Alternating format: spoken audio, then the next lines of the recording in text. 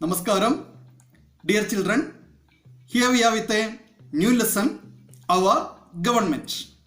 You may have seen this lesson, listen to the lesson in Victor's class.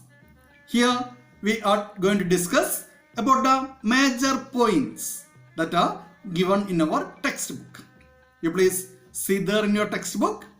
Some pictures are given there in the beginning. What are the pictures given there?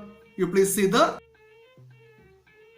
The first one, it is the Parliament building, which represent the legislature.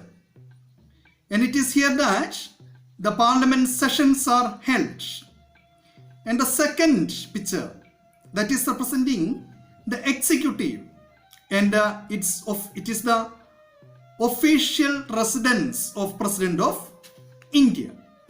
And the third picture, it is Supreme Court complex, which represents the Indian judiciary. These are the three organs of government: legislature, executive, and the judiciary. Legislature, executive, and the judiciary are the three organs of government. And another chart is also given there, that is showing the major functions of these three organs.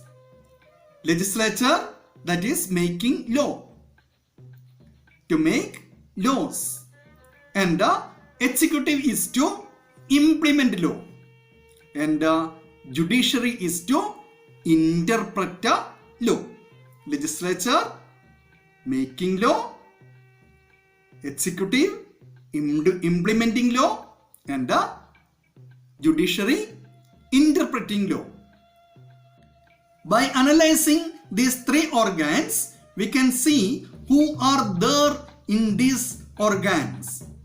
In legislature, who are the members, and who are the members in executive, and who are there in judiciary. And another chart is also given there in our textbook. You please see that chart. What are you seeing in that chart? In legislature, President, Lok Sabha, and Rajya Sabha. President, Lok Sabha, and Rajya Sabha constitute legislature. And in executive, who are the President, Vice President, Prime Minister, Council of Ministers, and bureaucracy. Bureaucracy. What is meant by bureaucracy?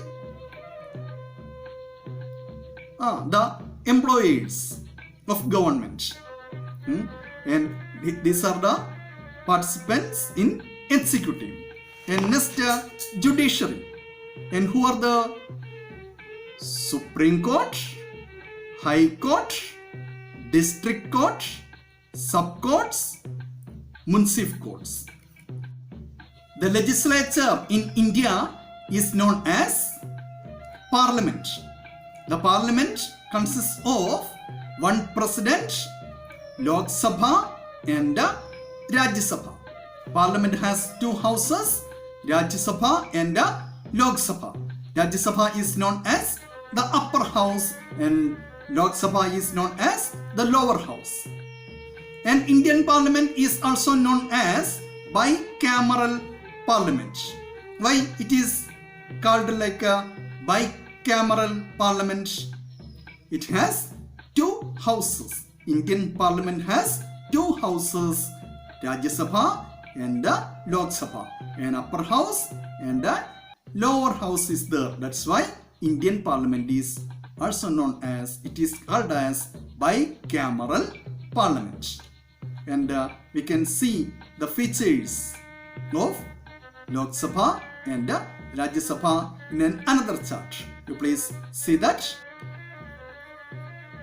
Rajya Sabha, it has 238 elected members, 12 nominated members, known as Council of States, Permanent House, Vice President presides over the sessions.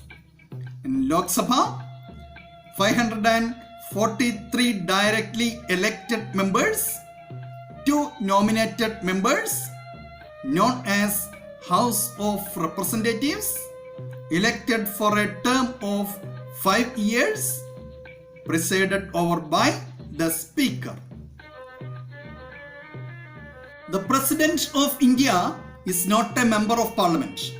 Then also, he is considered as an integral part of government, an integral part of Parliament, because President is performing some legislative functions. Important legislative functions are performed by the President.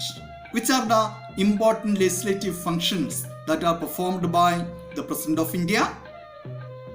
The first one, summoning the sessions of Parliament. Second one, presiding in the joint sittings of Parliament. Approving the bills passed by the Parliament. These are the legislative functions of the President of India. Then the major functions of the legislative, that means the Parliament, that we will discuss in our next class. Now we are winding up. Namaskaram.